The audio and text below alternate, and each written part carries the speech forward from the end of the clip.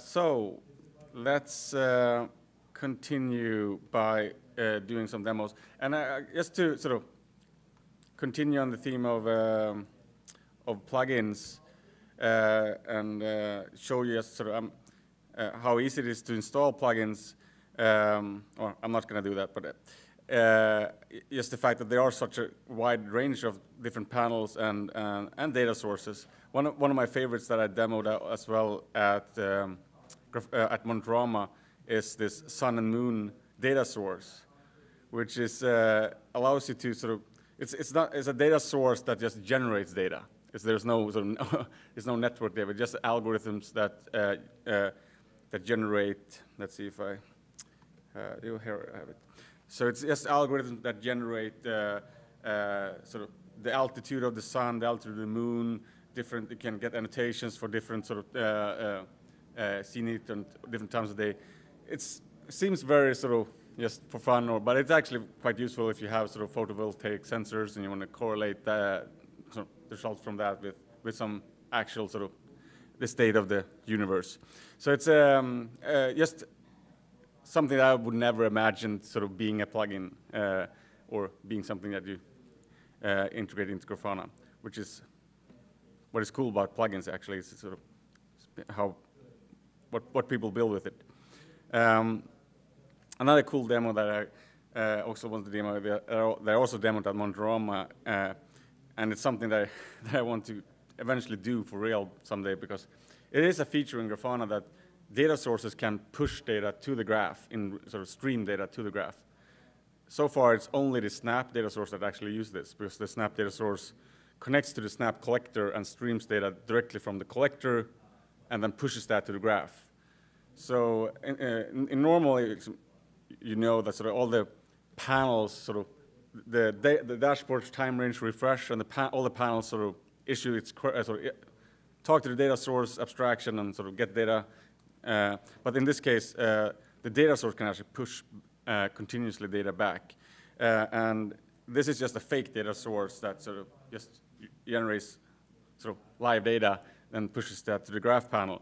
But this is, of course, something I want to build out to a generic data source, which allows you to push data through an HTTP endpoint on Grafana server that then will sort of be pushed out to all the panels on dashboards. It's might not be. I think it has a niche use case when you want real-time data that you're not storing. So maybe you want sort of sub-second real-time data on a particular metric on a dashboard that you're not sort of, and you can't store that sub-second resolution data. So it has some niche use cases as well, sort of being a cool demo. But yeah, I hope to eventually get time to actually do that WebSocket stuff to support that WebSocket data source, basically. But it is cool that sort of this is a feature, the technical feature that data sources can push data to their panels and not the other way around, is something that's actually being used by the Snap data source and another data source where we're using building right now. So one other thing that I'm not sure if you've seen or used is the sort of dashboard sharing mechanic where you can download dashboards on Grafana.net and import them. And I just wanted to see that, show that how it works, and sort of some of the cool things about it. So we have here a Collecti server metrics dashboard. You can download it, or you can just copy paste the URL, and from your Grafana instance, you can then choose to import and then paste this Grafana.net dashboard URL. In this case, it says I have a dashboard with its name already. What makes this different from just sort of importing a JSON file, and what the work we did was sort of, when you export a dashboard to make it shareable, we templatize the dashboard to extract the information. Okay, this is the data source being used, and you can also sort of have metric prefixes when you do the sort of when you do an export, and this enables us to have this dialogue where you can sort of, okay, this dashboard requires a graphite data source, and you have multiple graphite data sources. Which one do you want this dashboard to use? So that's sort of what differentiates this sort of from just storing normal JSONs and just importing normal JSONs is that we have this, the export has this step where we kind of extract information from which panels are used, which data sources are used, so we then, when you import, can present this dialog to have the user map those data sources. And then when you import them, in dashboard, you get also, in this case, a fully working Collecti dashboard, because this particular dashboard was used for Graphite and Collecti, and that's kind of what's neat, I think, about the dashboard repository on Grafana.net, is that we categorize all those things, so we know that this dashboard uses Graphite, and when I uploaded it, I kind of tagged it as sort of using Collecti and using these collector plugins as well. So that makes it sort of very easy, because it's a problem, but it's a really hard problem to solve, that all dashboards are very unportable in the sense that they use a particular data source, and the queries for the panels are reliant on data for a particular collector. But so that's life right now in the metric space, and that's why sort of we made it really easy to get all this information in this repository, so you can find the dashboard you're interested in. So you can then sort of import them into another one, or yeah. You could technically, no, maybe not. There's thought about you could use the API to do that, but some of the some fields are sort of not retrieved by the API by sort of security reasons. We have sort of a secure JSON field where you can store TLS certificates and stuff. Yeah, we don't have any sort of real backup or sort of system to transport data source definitions or data source. So, but that's something we could probably do. But maybe we would have a more of a migration sort of tooling for that. But let's see. So yeah, that's one of the sort of demos I wanted to do. I have one more, I think, and then I can sort of open up to more general questions. This other question, I get confused by hearing Dieter in the other room. Like, someone talking? Okay, so the last demo I wanted to do is templated data sources. The reason I want to highlight this is just that it's a really useful feature. I just want to make sure people are aware that it exists, so it's a big problem in a sort of app like Grafana. It's so many features that many don't know about. And this feature is something that's was introduced in 3.1 or 3.1.1 maybe, I don't know. It was a top-rated feature, highly requested feature for a long time, and it allows you basically to have a dashboard where you can, through a variable, quickly change the data source that all those panels sort of target. And super useful if you have sort of different data centers and you have Graphite in every one or InfluxDB in every data center, so the setup is the same. You just want to switch so that all panels query a different data source, same data source type. So it's not like you change from Graphite to InfluxDB, but you change to another instance. So I could sort of change here from production to staging, and this is super simple to set up. You just add a data source and set the type to for the variable to data source, and just pick the type, the data source type. In this case, maybe we can pick Graphite, and if you don't want all your Graphite data sources you have defined, you can also filter them down by this regex name filter. And in the actual queries, and just to reiterate that this is a cool little feature in 4.0, I just hit E when I hover over the panel to enter edit mode. And instead of specifying sort of a name here, I can just pick that data source variable like you do in other cases where you use templating, and this will all work. Yeah. Yeah, we do use this a lot. Brilliant feature. Yeah. But now, when you put this data source thing in, if you press the export thing and try to re-import it. Yeah, that's a bug in 3.1, I think. I think it's solved in 4.0. So yeah. No, that was a bug reported. So yeah, I kind of want to highlight this sort of very useful feature that many might not know about. I figured I kind of open up now to more general questions about sort of what you have about sort of Grafana today, or what Grafana is going to be tomorrow. Anyone? No, actually. I mean, I've heard it mentioned at least once or before, or asked for something similar, and I think, the question was a vertical zoom. So let's say we have one series with just that just blows the graph out of the, or destroys the. Let's see. Oh shit.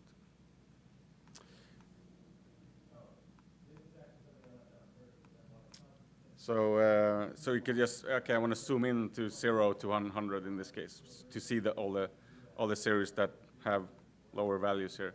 So yeah, no, I think that's an interesting idea. That's not sure how to do it, maybe, but maybe with a sort of key press toggle shift or something, you could sort of do because I think the graph library we use supports it, if I remember correctly, but so it would be technically possible, I think. Yeah, and this is kind of also a frequent a problem we have run into, and many I run into, is that you have a bunch of graphs, maybe latency graphs, or that you kind of you want the axis to be dynamic, but you also want multiple graphs to share the same y max and y min, and it's tricky because all the panels sort of get their data at different times. So to make it sort of work consistently, we have to wait for all panels to know the y min and y max.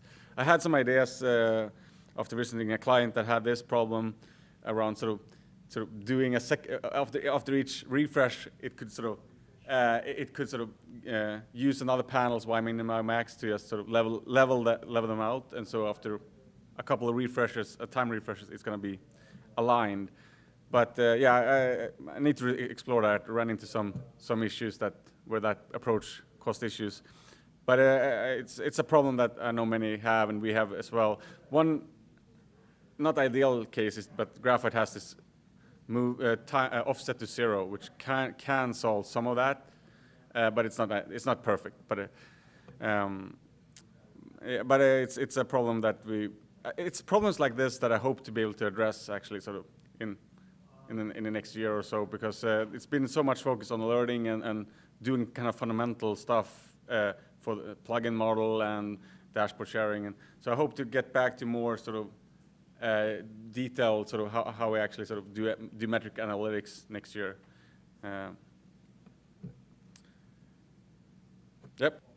So what the question is more is, we talked before about sort of how capturing data and having sort of being able to go back and look at that, and being able to almost like capturing a dashboard and sending it to external clients and have that viewable and interactable. And we have something like that in the snapshot feature that isn't extremely widely used, I think, but it's a really cool feature that we can probably sort of make more powerful as well.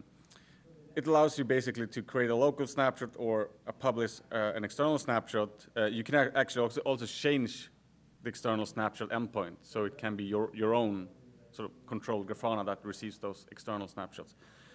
Anyway, what a snapshot is that basically Grafana will do a refresh of all the panels, and it will store the data, the metric data, in the panel JSON, and then store the whole dashboard JSON. So basically, we end up with a dashboard JSON file, or a dashboard definition model, where each panel also contains the metric data, which enables Grafana to, so let's do a snapshot of this dashboard, and let's, now we can sort of open it up, and it looks the same, but no metric queries were issued viewing this dashboard.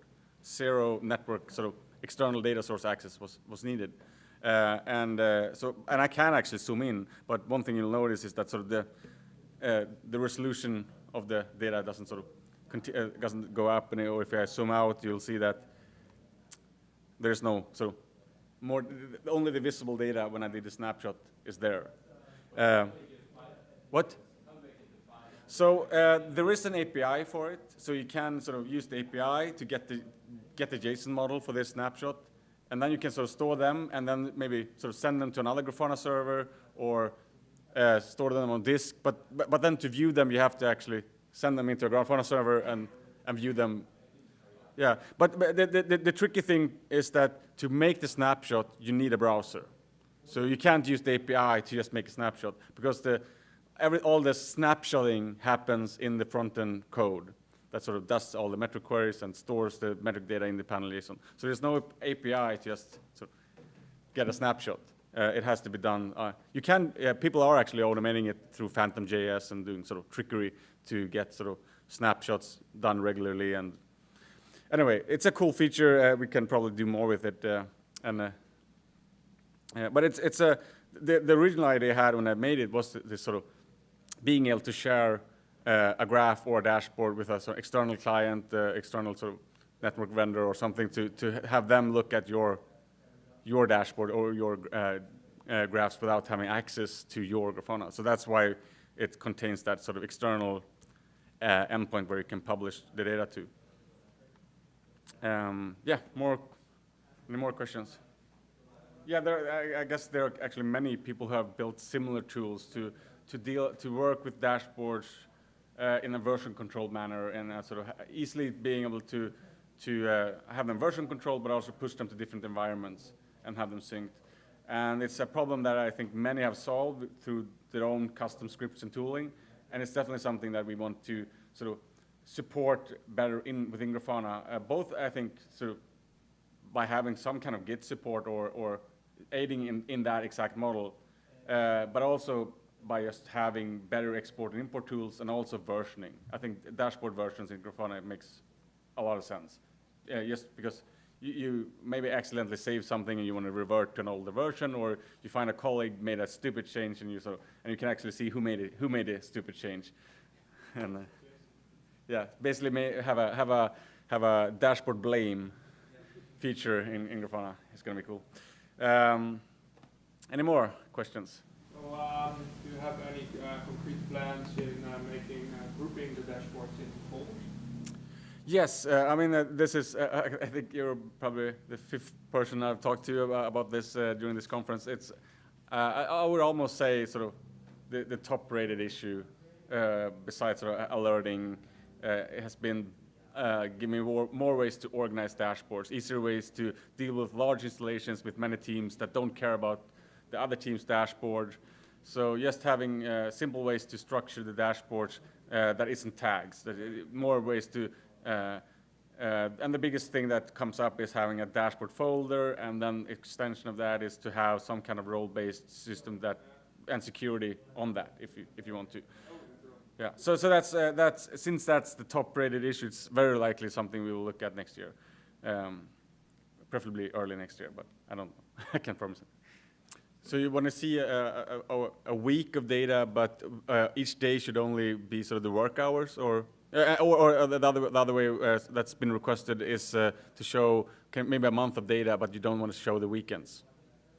Yeah, it's an interesting idea. I haven't looked into how tricky it would be to do within the sort of the graph panel, and so I can't say really if it's how complex it would be to implement within Grafana, but it's not something that it's something that's come up before.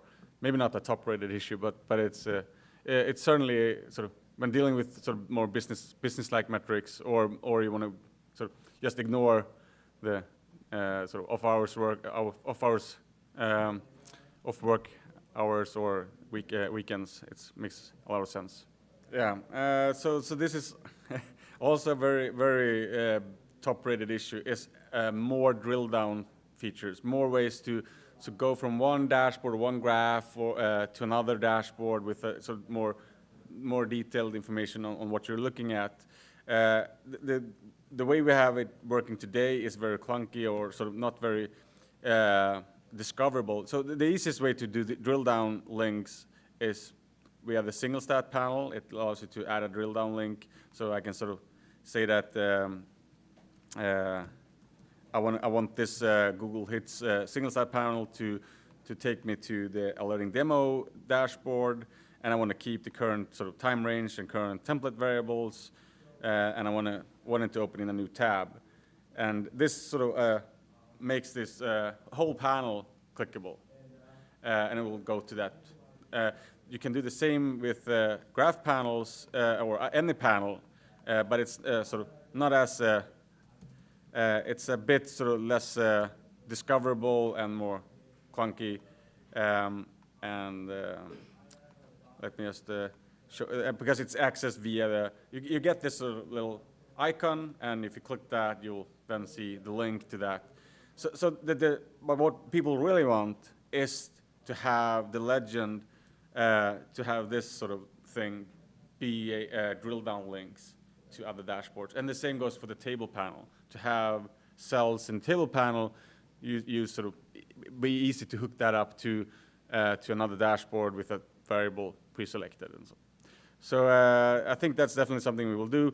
And just before I forget, there is actually one more way to link between dashboards, and that is the links in the dashboard settings. And here you can sort of either create sort of dynamically create links based on tags, or you can sort of also make them as a drop down and sort of say I only want demo dashboards in this drop down, and it will create a drop down where you can navigate to related dashboards. And this is actually the main reason I would do this is if you have related dashboards where you often want to sort of keep the time range, keep the template variables, because that's also something that's come up quite a bit, is that when navigating between dashboards, you want to often sort of keep the selected time range.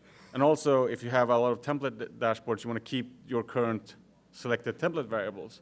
And all of that get resets when you just sort of use the dashboard picker and pick another dashboard.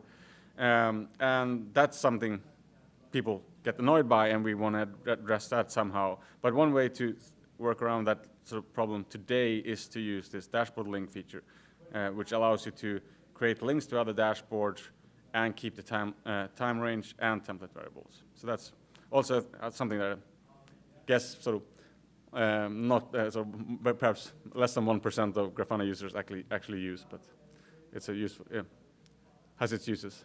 So the thing that I wanted to talk a little bit more about is sort of what is next on our plate for next year that we know about now, and that is mostly sort of kind of boring housekeeping stuff, but finishing up stuff we have missed with alerting.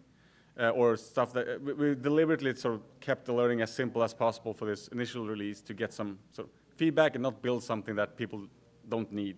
But we know people need some kind of silencing mechanic for the learning, so we'll probably start doing that. We know people want some kind of maybe clustering for alerting, because right now, if you have multiple Grafana servers with alerting enabled, or the scheduler enabled, you will get duplicate notifications, which is not great.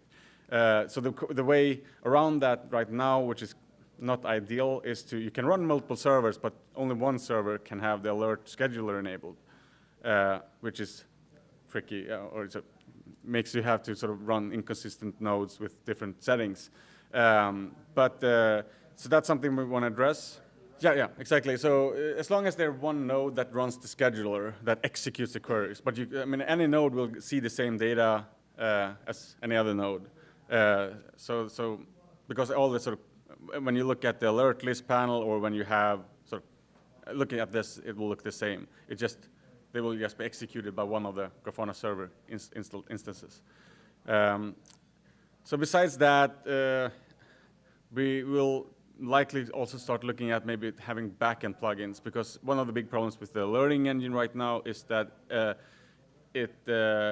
all the alert execution code of the queries is actually happening on the backend, but all our data source plugins are on the front end and front-end code.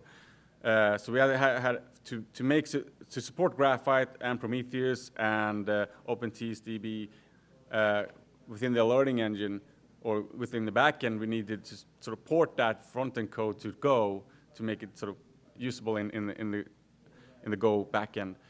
So what we'll look at is probably also support plugins backend plugins. And that's going to be super useful to extend and make the sort of authentication more pluggable as well, because a lot of people are requesting richer sort of authentication options, authentications for OpenStack, Keystone, and other sort of more custom authentications systems and single sign-on systems. So that's could be a good way to enable that is through backend plugins.